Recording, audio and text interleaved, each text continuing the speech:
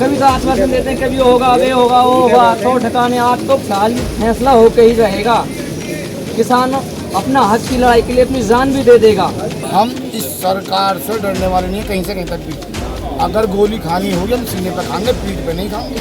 कम है कि पता नहीं कब तक चलेगा, जब तक हमारा निर्णय नहीं आएगा तब तक चलता ही रहेगा। ये तो अनलिमिटेड है, इसमें कोई टाइम नहीं होता। ये 13 महीने वहाँ चलाया, जब 13 महीने वहाँ चला सके तो यहाँ भी चला सकते हैं। 13 महीने 13 साल भी चला सकते हैं हम। हमें तो लगता है कि हमारा ये आंदोलन जो है, अगर इन्होंने हमें हक नहीं दिया तो फिर ऐसा हो जाएगा कि ये भी एक नारा लगाएंगे कि हमें बचाओ और हमारे ऑफिस को बचाओ।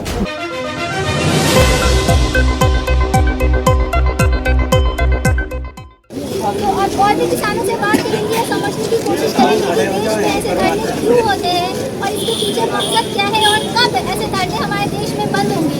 किसान जो कि हमारे समुदाय हमारे देश के लिए सबसे ज्यादा काम करते हैं, आखिरकार उनको इतनी तकलीफ क्यों होती है? क्या नाम है आपका? जी फरमान। फरमान, आप मुझे ये बताइए कि किसान धरना जो अभी आप लोग कितने दिनों से कर रहे हैं? जी पहले 2019 में अथॉरिटी ने किसान के घर तोड़े, हमें आश्वासन दे दिया गया कि हम हमारी बात तो रखेंगे। फिर उसके बाद अब फिर दूसरा कर हम तो ही हो, आज हम निपटा के ही जाएंगे। अगर हमारे जो राष्ट्रीय प्रवक्ता राष्ट्रीय टिकट देगा, हमसे अपना खून मांगे था, अपना खून दे के जाएंगे उन्हें। आज जो बात कह देंगे हो जाएगा, कहेंगे कि ज़िंदगी भर यहाँ रहना हो तो यहाँ रहना हो। 13 महीना किसान बिल के ऊपर राकेश टिकैत जी वहाँ रहे थे ना। अगर 13 महीना या 13 साल में यहाँ रहना पड़ा तो 13 साल भी हम रहेंगे यहाँ। ये वादे करते हैं, झूठे झूठे लोगों को फंसाते हैं। किसान थोड़ा सा अनपढ़ है, अगर किसान चाहे तो देश में हर कुछ भी नहीं होगा। किसान अपनी चीज़ को फसल को रख ले तो कुछ भी नहीं हो सकता। ये देश की पब्लिक भूखी मर जाएगी। देश आधा पूरा देश है। हाँ जी, बहुत दिक्कतदारी होती है, ये मानते नहीं है। कभी तो आश्वासन देते हैं, कभी होगा वे होगा वो होगा, तो ठिकाने आज तो फिलहाल फैसला होकर ही रहेगा। किसान अपना हक की लड़ाई के लिए अपनी जान भी दे देगा। लोकतंत्र में सबको हक है। आज हम लोग अल्पसंख्यक में आ गए और 24 मंजिल के मकानों में रहने वाले लोग जो हैं वो वोटर हो गए। इसलिए यहाँ के नुमाइंदे गूंगे और बहरे हैं, जिन्हें हमारे किसानों की नहीं सुनाई पड़ता है। हम दूसरे दोयम दर्जे के लोग माने जाते हैं। तहसील में बैठ करके हमारी ज़मीनों का चूल्हे तक अधिग्रहण किया गया, जिसके कारण ये आज ये नतीजा है। जहाँ आप खड़ी हैं, ये 2 रुपये गज में ज़मीन गई है। हमारे बुजुर्ग जो इलाहाबाद लड़ते लड़ते मर गए, आप किससे पूछेंगे? हम लोग यहाँ के हैं, हमें मालूम है, हमको दर्द है, इसलिए आज यहाँ आ रहे हैं। अट्टा का माजरा छलेरे ग्राम पंचायत के अंतर्गत आता है, जो 2 रुपये गज में लूट करके 2 लाख रुपए से भी ज़्यादा का आज किसान की ज़मीन को प्राधिकरण के अधिकारी बेच ये करवा। तो राकेश टिकैत जी, जैसे कि 2019 में किसान आंदोलन हुआ था, उस वक्त किसानों की बहुत सहायता की, तो आज भी राकेश टिकैत जी आने वाले हैं? आ चुके हैं। राकेश टिकैत जी बैठे हैं किसानों के मसले, वो अंदर बात चल रही है उनकी। भी बैठे हैं, सीओ भी बैठे हैं, बड़े बड़े पद अधिकारी सभी बैठे, उनसे बात चल रही है, मीटिंग हो रही है। आज जो निर्णय होगा वो पक्का निर्णय होगा, वरना राकेश टिकैत जी जैसे हमें हुक्म देंगे हम ऐसे करेंगे। हम इस सरकार से डरने वाले नहीं, कहीं से कहीं तक भी। अगर गोली खानी होगी हम सीने पर खाएंगे, पीठ पे नहीं खाएंगे। राकेश टिकैत जी का जो निर्णय होगा, क्या किसानों के पक्ष में होगा? हमेशा पक्ष में रहा है? जी हाँ, पक्ष में रहा है, किसानों के फेवर में रहा है, क्योंकि किसानों के मसीहा हैं राकेश टिकैत जी। और उन्होंने हमें आश्वासन दिया कि आप लोग वहाँ धरना दो और मैं आपके साथ में तन से मन से हर तरीक़ा से खड़ा रहूँगा। तो इसलिए वो हमारे साथ में आए हुए हैं और हमें पूर्ण आश्वासन है हमारे नोएडा की जनता को कि ये हमारे लिए कुछ ना कुछ करके जाएंगे। तो ये जो धरना है आज सेक्टर 18 में भी आप लोगों ने किया है, अब यहाँ सेक्टर 6 में भी आप कर रहे हैं, तो अभी इसको कहाँ पर लेके जाएंगे या फिर यहीं पे आपके मसले का हल मिलेगा? अगर मसले का हल मिलता है तो धरना समाप्त हो सकता है। अगर मसले का हल नहीं हुआ तो ये आप तो छोटा धरना है, ये आंदोलन बनेगा, ये बहुत बड़ा आंदोलन बनेगा। जब तक आंदोलन नहीं बनेगा हमारे दिल में इतना दर्द है, जब तक ये सरकार नहीं समझेगी तब तक कुछ नहीं होने का। ये आंदोलन बनेगा और यहाँ बहुत कुछ होगा। अगर किसानों के मसीहा राकेश टिकैत जी ने ऑर्डर दे दिए तो बहुत कुछ हो रहा है यहाँ पर। हम जान से और माल से यहाँ पर आए हैं, जान भी दे सकते हैं, क्या कुछ भी हो जाए हमारे साथ, हम इंसाफ लेकर मानेंगे। जी, जब कोई किसान धरना पर निकलता है तो वो अपना परिवार छोड़ के, खाना पानी, अपने सेहत का सब कुछ छोड़ के निकलता है। तो जब वो धरने पे होता है तो उसको किन परेशानियों का सामना करना पड़ता है। देखो, बारिश बरसेगी तो हम भीगेंगे, आंधी चलेगी तो आंधी में होंगे, हमारी आंखों में कील भी कुछ भी बढ़ सकता। इसीलिए हम सबली परेशानी दिक्कतों को झेलते हुए यहाँ पर धरने पर आए हैं। और धरना जब तक चलेगा जब तक हमारी मांग पूरी नहीं होगी, उसके लिए हमें क्या कुछ भी करना पड़ेगा। जी, तो जैसे कि राकेश टिकैत जी आए हुए हैं और अगर आज पक्ष में फैसला आ गया तो आने वाले समय में क्या किसानों के पास धरना होगा, या फिर अगर उनकी जैसे मांग पूरी हो जाती है तो आने वाले समय में धरना किसान नहीं करेंगे? मांग पूरी हो जाएगी तो फिर धरना किस लिए करेंगे? हम तो मांगों के लिए तो आए हैं। हमारी जो मांग रखी गई है, घर बचाओ गांव बचाओ, तो हमारी आबादी बचाओ, इनकी समस्या हल कर दो अथॉरिटी। तो हम यहाँ क्यों बैठेंगे? हमारे टिकैत जी का आदेश यही है, अगर फैसला होता ठीक है, नहीं तो यहीं बैठेंगे, सब टिक के बैठेंगे। तो अगर फैसला आ जाता है आप लोगों के पक्ष में, ये तो बहुत अच्छी बात है, सरकार करे, राकेश टिकैत जी करे कि आप लोगों के पक्ष में ये फैसला आ जाए। लेकिन अगर नहीं आता, 1% अगर हम समझ लेते हैं, तो उस सिलसिले में ये धरना कितने समय तक चलेगा? कोई समय की पता नहीं, कब तक चलेगा। जब तक हमारा निर्णय नहीं आएगा तब तक चलता ही रहेगा। ये तो अनलिमिटेड है, इसमें कोई टाइम नहीं होता। ये 13 महीने वहाँ चलाया, जब 13 महीने वहाँ चला सके तो यहाँ भी चला सकते हैं। 13 महीने 13 साल भी चला सकते हैं हम तो बालक हमारे घर से बेघर रह जाएं, हम क्या करेंगे? कि हमारे साथ जो धरना जब तक सफल नहीं होगा हम यहाँ से हटने वाले नहीं हैं। जी, बाबूजी क्या नाम है आपका? राजकुमार है। तो जो हमारे देश में किसानों के लिए इतनी सारी चीजें बनी हुई है, इतने कानून बनेंगे, हमेशा जो किसान काम करते हैं सबसे ज्यादा, अगर वो एक दिन काम न करे तो किसी को भी अन्य तक नहीं 10 दिन हमारे देंगे तो खेतन में आ जाए, धान में दाना आटे के भाव भी सल पड़ जाएगी। जो भी कहने वाले जो समझे किसान बेकार है, किसान की मर्दाई तो वहाँ सल पड़े, वहाँ आ जाए 10 दिन के लिए हमारे 5 दिन सल पड़ जाए, क्या हुई अड़ी पा जा पसी ना भागों को जामे हमें पता का बनू बने हमसे। क्या नाम है सर आपका? मुंशी।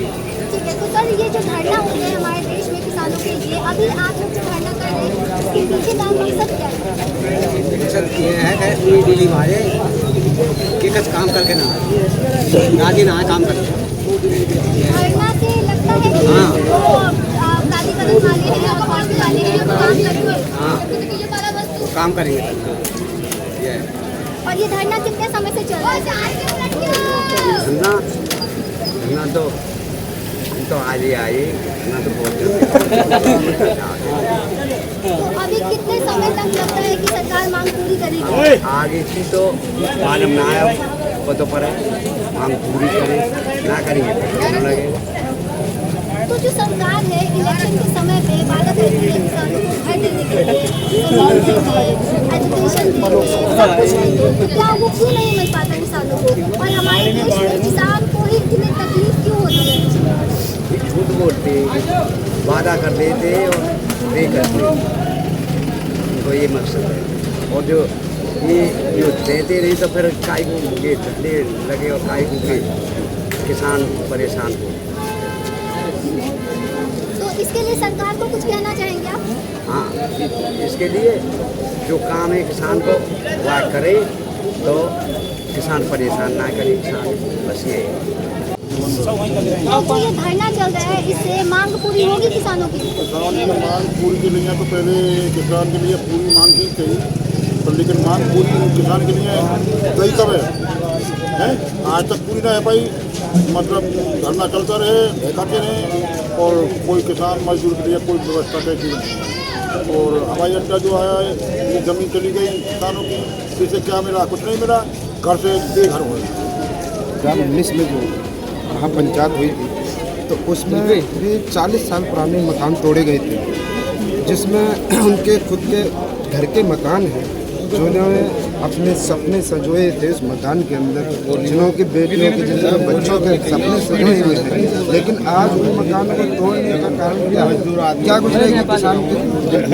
ये मानने वाली बात है। और जैसे कि बताया कि महेश्वरी जो है यहाँ की जो सीईओ है वो अधिकारी हैं, उन्होंने 2019 में जो एक प्रस्ताव रखा था किसानों के बीच में कि मैं अभी नई आई हूँ पोस्टिंग में, मेरी जॉब नहीं है नई, तो मुझे इस नोएडा को समझने में काफ़ी समय लगेगा।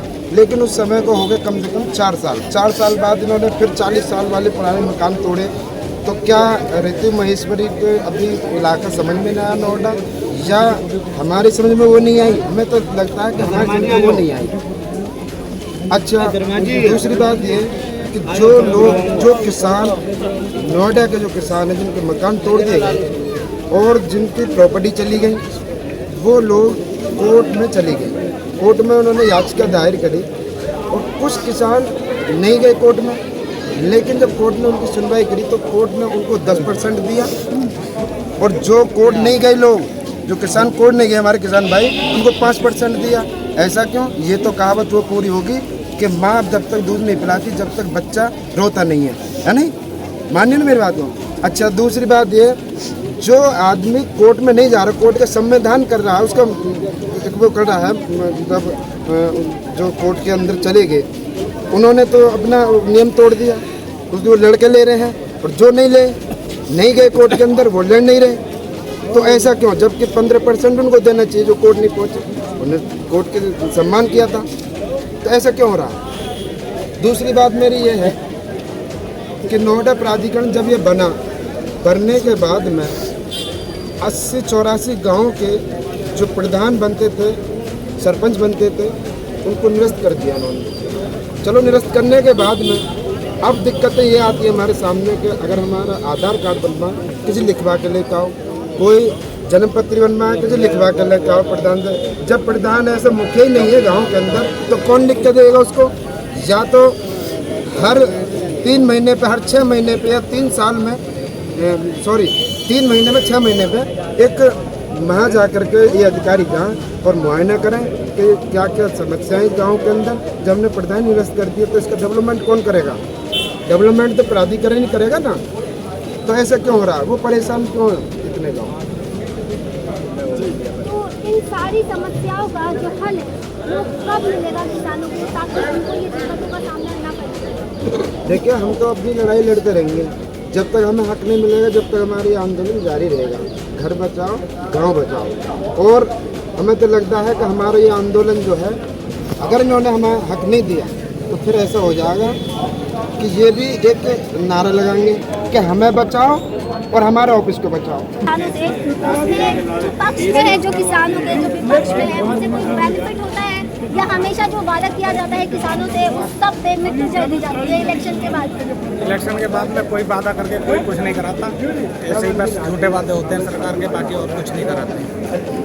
तो सरकार जो वादा करती है उससे किसानों के पक्ष में कोई भी निर्णय नहीं आता। आने वाली इलेक्शन में किसानों के लिए वादा किए जाते हैं, लेकिन वो वादों पे बाद में पानी डाल दिए जाते हैं, लेकिन वो वादा कभी भी पूरा नहीं होता। आखिरकार हमारे देश में किसान हमेशा से ही मेहनत करते हैं। एक दिन अगर किसान घर बैठ जाए तो किसी को अन्न तक नहीं मिलेगा, लेकिन जो लोग सबसे ज़्यादा मेहनत करते हैं वही सबसे ज़्यादा शिकार होते हैं परेशानियों का।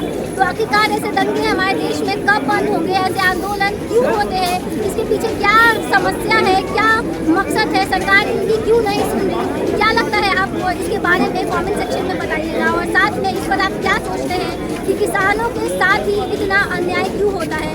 आपका क्या सोचना है इस पर कमेंट सेक्शन में ज़रूर बताइएगा। और साथ में वीडियो अच्छी लगी है तो लाइक करें, शेयर करें, सब्सक्राइब करें, और ऐसी ही वीडियोज़ के लिए देखते रहिए द ग्राउंड।